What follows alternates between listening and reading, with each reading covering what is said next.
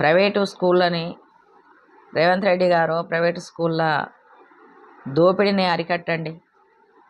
పాపం పసిపిల్లలు మోయలేని పుస్తకాలేమో మోయలేకపోతా ఉన్నారు.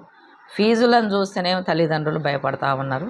ఈ చదువు కొనుక్కునే పరిస్థితి ఇంకెంతకాలం ఉంటుందో మన రాష్ట్రంలో కానీ దేశంలో కూడా ఉన్నది.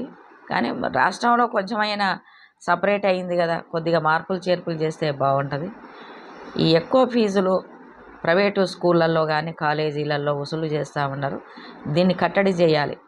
చేయకపోతే భవిష్యత్తులో పిల్లలు చదువుకునే పరిస్థితి ఉండదు.